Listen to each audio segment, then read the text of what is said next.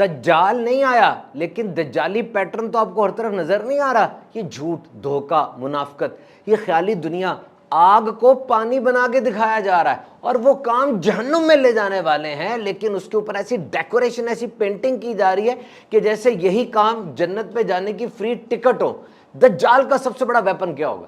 دجال کا سب سے بڑا ہتھیار یہ ہوگا کہ وہ حقیقت کو، سچائی کو ماسک کرے گا. یعنی جو حق ہے، جو سچ ہے، جو حقیقت ہے، اس کے اوپر اپنے جھوٹ کا ایسا غلاف چڑھا دے گا اور پھر دنیا کو کہے گا جس کو میں حقیقت کہہ رہا ہوں تم بھی اس کو حقیقت مانو.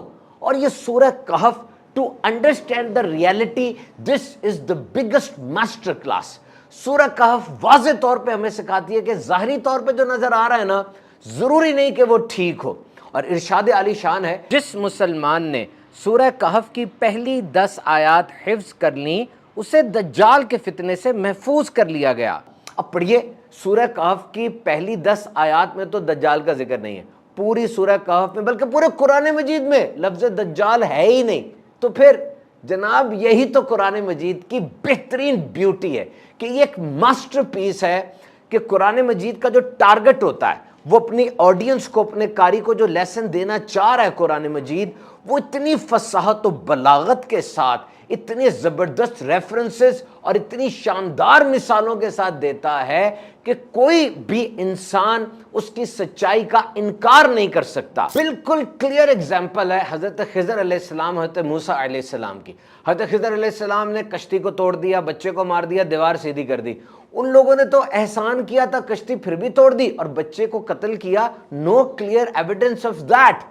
اور یہی تو جرنی آف خضر علیہ السلام اور موسیٰ علیہ السلام کے لیے ہمارے لیے بہترین لیسن ہے کہ بظاہر جو نظر آ رہا ہے اس کو دیکھ کر اکتفا نہیں کرنا، بلکہ ڈیپ انسائڈ جانا ہے، توجہ دینی ہے اور بہت زیادہ پینیٹریٹ کر کے سوچنا ہے یہ کیا ہوا تھا.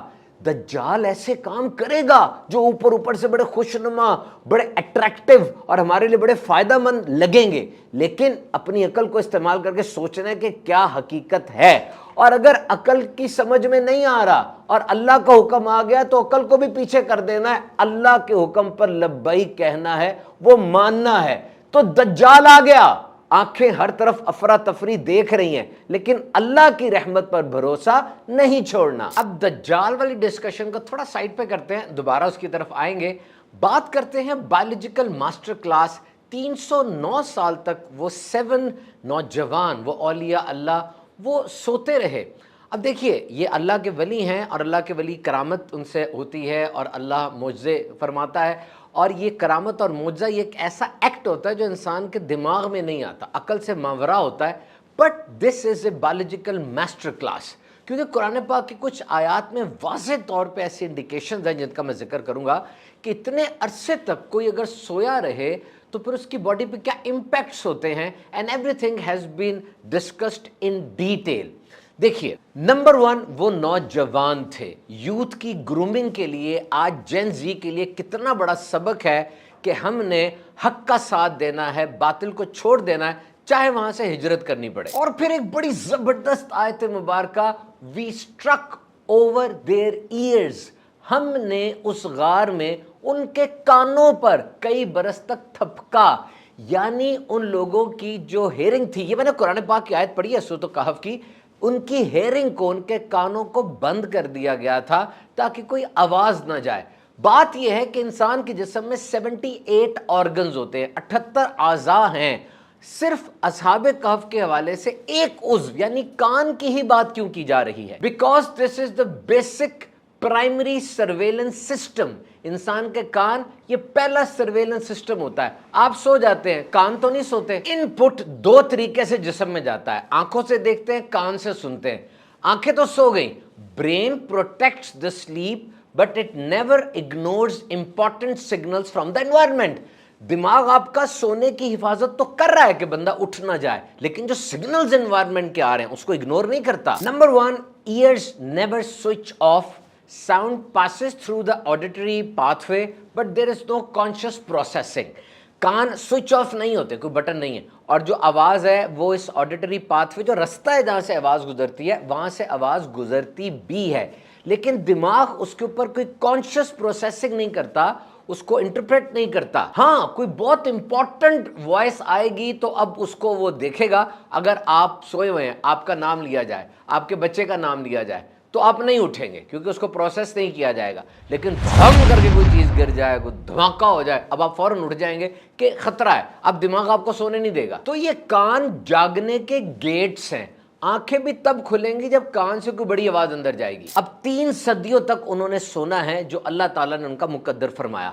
اب ایک عام انسان کی اگر بات کی جائے کہ وہ بڑی دیر تک لیٹا رہے, بالکل موو نہ کرے, تو کیا ہوتا ہے, مسل سپیزم ہو جاتا ہے, بلڈ کلاٹ کر جاتا ہے, جم جاتا ہے, اور پھر بہت کچھ برا ہوتا ہے. بیڈ سورز ہو جاتے ہیں, جسم پہ بڑے بڑے زخم ہو جاتے ہیں. آپ میں سے بہت سے لوگوں نے دیکھا ہوگا جن کے گھر کے بڑی عمر کے افراد بیڈ ریڈن ہو جاتے ہیں, تو ایسی باتیں ہوتی ہیں. اور یہ ایک دم نہیں ہوتی, لیکن آہستہ آہستہ جسم شٹ ڈاؤن ہونا شروع ہو جاتا ہے. تو یہاں پہ واضح طور پہ بتا دیا گیا کہ ہم ان کو کروٹ دیتے ہیں دائیں بائیں دائیں بائیں, تاکہ اس قسم کی کوئی انیملی وہاں اکر نہ کرے. So that was a complete physio therapy session going on. اور پھر ایک اور آیت بڑی زبردست, فرمایا سورج کو دیکھو, جب وہ نکلتا ہے ان کے رائٹ ہینڈ سے گزر جاتا ہے, اور جب ڈوبتا ہے ان کے لیفٹ ہینڈ سے گزر جاتا ہے. اب یہاں پہ کتنا زبردست ایک میڈیکل سیکرٹ بتایا جا رہا ہے کہ ایک انسان, عام انسان جو ہوتے ہیں, اگر انہیں سورج کی روشنی بالکل نہیں مل رہی تو وائٹامن ڈی کی ڈیفیشنسی ہو جائے گی, اور اگر انہیں بہت زیادہ سن کا ایکسپوجر مل رہا ہے تو ظاہری بات ہے ان کے جسموں کو نقصان ہوگا. تو وہ لوگ وہاں لیٹے ہیں, اور جب لیٹے ہیں تو پھر سورج دائیں بائیں سے ہو کر جا رہا ہے, ڈائریکٹ ایکسپوجر بھی نہیں آ رہا, لیکن سورج کی وہ جو امپورٹنس ہے وہ بھی قائم ہے. اور پھر قرآن مجید میں آیا وہ غار میں کھلے میدان میں پڑے ہیں. HVAC کا آپ نے پڑھا ہے, سرچ کیجئے, ہیٹنگ وینٹیلیشن ایئر کنڈیشننگ, یعنی یہ ہوا کا گزر آنا جانا, یہ انتہائی اہم ہے انسان کے زندہ رہنے کے لیے. اور وہ جو وہاں پر سوئے ہوئے ہیں ان کے لیے اس چیز کا بھی خیال رکھا جا رہا ہے. So every set up was there with 100% accuracy. اور اب آئیے دوبارہ سورہ کہف اور دجال. دجالی پیٹرن کیا ہے کہ دجال کہے گا میری بات مان لو گے, میرے کہنے پر چلو گے, میں تمہیں عیش و عشرت دوں گا, خوب دولت کی فراوانی ہو جائے گی, دنیا میں تم عیش کے ساتھ رہو گے. جو اس کی بات مان لے گا واقعی اس کے جانور بہت زیادہ گوشت والے ہو جائیں گے, بہت دودھ دیں گے, ریسورسز ہوں گے, اور جو بات نہیں مانے گا وہ قحط کا شکار ہو جائیں گے. تو اصحاب کہف کے ساتھ اس کو ریلیٹ اگر کریں, اس دور میں بادشاہ تھا, نام تھا دقیانوس. اس نے بھی یہی کہا تھا کہ میری بات مانو. وہ مشرک تھا اور لوگوں کو اپنی عبادت پر مجبور کیا کرتا تھا, اور لوگ جو مان جاتے تھے انہیں انعام و اکرام سے نوازتا تھا, جو نہیں مانتے تھے انہیں سزائیں دیا کرتا تھا. اصحاب کہف نے ان کی بات نہیں مانی. وہ اس کا ایک محل تھا, he was having a palace, جس کے اندر یہ آفر تھی. انہوں نے اس محل سے ہجرت کر لی. یوں سمجھ لیجئے کہ وہ محل کمفرٹ زون تھا. جو اس محل میں رہ کر اس محل والے کی بات مان لیتا وہ بچ جاتا. دنیا کے اندر اس کو بڑے عیش و عشرت مل جاتے, لیکن اس محل کو چھوڑنا بڑا ضروری ہے. اور آج کے دور میں وہ محل کیا ہے؟ وہ آپ کا کمفرٹ زون ہے, وہ آپ کا کیریئر ہے, وہ آپ کا پلیٹ فارم ہے, وہ آپ کا سوشل میڈیا ہے, جہاں پر بڑا پیسہ ہے اور بڑی شہرت ہے اور بہت کچھ وہاں پہ فالوورز, لائک, شیئرز وغیرہ سب کچھ بہت زیادہ ہے. لیکن وہ بھی دجال کی طرح اور دقیانوس بادشاہ کی طرح ایک غلط آفر ہے جس کو نہیں ماننا. اور آج آرٹیفیشل انٹیلیجنس اپنی مرضی کا سچ کریٹ کرنے کی طاقت اختیار کر چکی ہوئی ہے.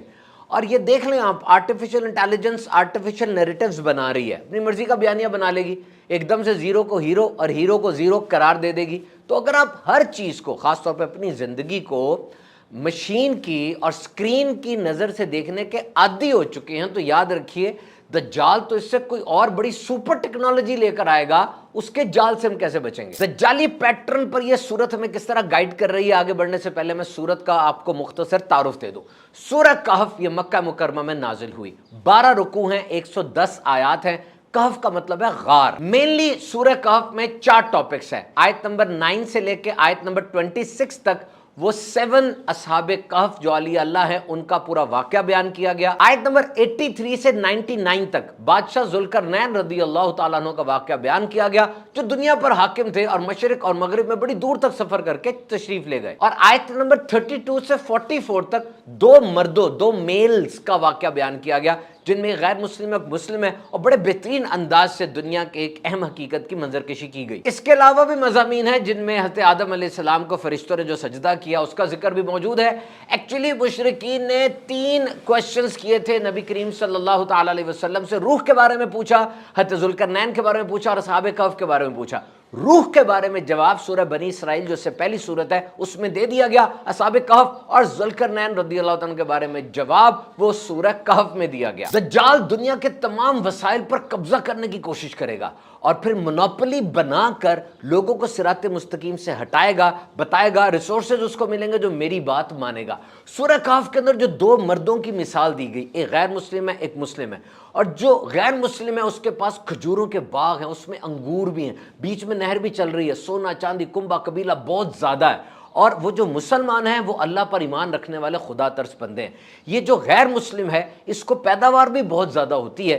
ایک دن یہ اپنے مسلمان بندے کو ساتھ لے جاتا ہے اور باغ میں جا کر کیا کہتا ہے، نمبر 1 میرے پاس قبیلہ ہے، کنبہ ہے، مویشی ہیں، بہت زیادہ فصلیں ہیں، پھل ہیں، اور میں بہت امیر ہوں۔ نمبر 2 میں قیامت پر ایمان نہیں رکھتا جو تم کہہ رہے ہو، اور اگر قیامت آئے گی بھی تو میں قیامت میں بھی اچھی جگہ پر ہوں گا جیسے میں اس دنیا میں اچھی جگہ پر ہوں۔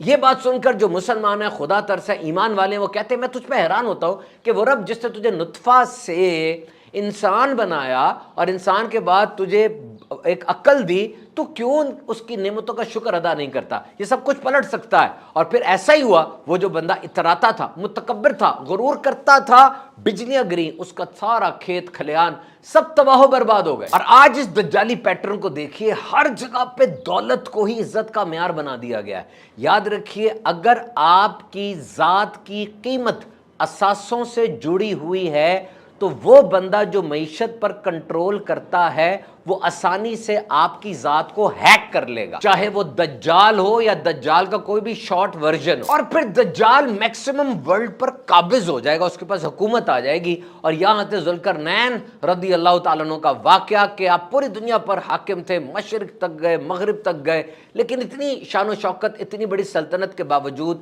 آپ نے اللہ کے بندوں کی مدد کی، کمزوروں کا ساتھ دیا یاجوج ماجوج کے خلاف۔ So it means that when you have been given authority, when you have been given this much wealth, it's a trust and you should help the needy, the poor۔ اور ہاں، حضرت خضر علیہ السلام والے واقعے کو تھوڑا سا میں ڈیل کرتا چلوں۔ وہ جو کشتی آپ نے توڑی تھی نا، وہ 10 بھائیوں کی تھی، اس میں 5 اپاہج تھے، اور 5 سارا دن روزی روٹی کمانے کے لیے کشتی چلاتے۔ کشتی جس جگہ جا رہی تھی نا، وہاں کا بادشاہ بڑا ظالم تھا، وہ ٹھیک کشتی کو دیکھ کر اس پہ قبضہ کر لیا کرتا، جو کشتی تھوڑی ٹوٹی پھوٹی ہوتی اس کو چھوڑ دیتا، تو 4-5 تختے گر جائیں چل جائے گا، کشتی تو باقی رہے گی نا۔ اور وہ جو بچہ جس کو قتل کیا گیا وہ پیدائشی مشرک تھا، اس کے والدین بڑے نیک تھے، اور گمان تھا کہ وہ بچہ بڑا ہو کے انہیں بھی گمراہ کر دے گا۔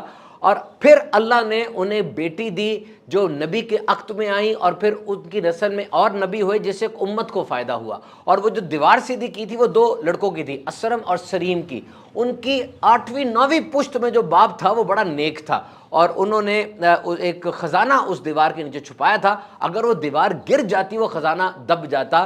آپ نے دیوار ٹھیک کر دی، حالانکہ ان لوگوں نے مہمان نوازی نہیں کی تھی، دیوار ٹھیک کر دی تاکہ بچوں کو، یتیموں کو وہ خزانہ مل جائے۔ اور اس واقعے سے میں 3-4 سبق بھی ملتے ہیں۔ شارٹ ٹرم بینیفٹ کے لیے کبھی لانگ ٹرم بہترین بینیفٹ کو اگنور نہ کریں۔ تھوڑا سا فائدہ مل رہا ہے لیکن فوراً مل رہا ہے، چھوڑ دیں، آگے تھوڑی سی مصیبت اور کاٹ لیں، لیکن بڑے فائدے پر اپنی نظر رکھیں۔ آپ جس سفر پہ جا رہے ہیں اگر مشکلات نہیں آ رہی، ہارڈ شپس نہیں آ رہی، یاد رکھیے گا آگے انعام بہت چھوٹا سا ہے۔ اور پھر حضرت خضر علیہ السلام حضرت موسیٰ علیہ السلام کے ساتھ طے ہوا تھا کہ وہ کلام نہیں کریں گے، کلام کریں گے تو پھر جدائی ہو جائے گی۔ اس سے یہ سبق ملتا ہے اگر آپ کے ساتھ کوئی ہے اور جدائی کی صورت بڑھ گئی ہے تو ایک دم سے اس کو جدا نہ کریں، بلکہ 1-2-3 چانسز ضرور دیں۔ ہم ہر جمعے کو سورہ کہف پڑھتے ہیں، ہمیں یہ حکم دیا گیا کہ سورہ کہف 2 جمعوں کے درمیان نور ہے۔ ایکچولی جس معاشرے میں راہ جا رہا ہے، جو میں نے ایکسپلین کیا، وہ ایک دجالی پیٹرن ہے، دل پہ دماغ پہ گند مٹی چھا جاتی ہے۔ سورہ کہف پڑھیں گے تو اب کیا ہوگا، وہ مٹی چھٹے گی، معرفت ملے گی، دل کے دروازے کھلیں گے، اور آپ کا پورا سسٹم ری بوٹ ہوگا، اور آپ ہر دجال کے جال کو آسانی سے بھانپ لیں گے۔ دیکھا جائے تو دس دجالی system is fully activated with complete vigour. دیکھیں، آج آرٹیفیشل انٹیلیجنس کی مدد سے آپ کی ہر خواہش کا ایک مشین کو پتہ ہے۔ مشین کو پتہ ہے کہ آپ کی میموریز کیسے ایکومولیٹ کرنی ہے، آپ کس چیز کو اڈیپٹ کر رہے ہیں اور آپ کیا آگے چاہ رہے ہیں۔ تو دجال کی بھی ایک آنکھ ہوگی جس کے ذریعے سب کو آبزرو کرے گا۔ تو یہ جو موبائل کے کیمرے کی آنکھ ہے، یہ کیا پیٹرن دکھا رہی ہے؟ سب کچھ آپ کا پتہ ہے اس کو، معیشت، تیل، ایگو، پیسہ، آج یہ چیزیں کتنی اہم ترین نظر آ رہی ہیں ہمیں۔ تو سورہ کہف ایک انٹیلیجنس سسٹم ہے جو ہمیں گائیڈ کر رہا ہے۔ تو آپ اپنے اور اپنے بچوں کے ایمان کی فکر کرتے ہیں، یقیناً کرتے ہیں، تو انہیں سورہ کہف کی تلاوت کا کہیے، خود بھی تلاوت کیجئے اور اس کے ساتھ ساتھ اس کے مضامین کو سمجھیے، بار بار دہرائیے۔ جو لیسن، جو سبق سورہ کہف ہمیں دے رہی ہے اس کو اپنے ذہن میں انگریو کر لیجئے، اور اس بات کو سمجھیے کہ جب سارے لوگ، سارا ہجوم ایک سمت میں جا رہا ہے، ہم نے الگ سے کھڑے ہو کے اپنی شناخت کے بارے میں بتانا ہے، تو کس انداز سے بتانا ہے؟ بظاہر بہت بڑی آزمائش کے پیچھے کتنی بڑی رحمت پوشیدہ ہو سکتی ہے، اس بات کو سمجھنا ہے اور تمام مادی تقاضوں سے اوپر روح اور ایمان کو جگہ دینی ہے۔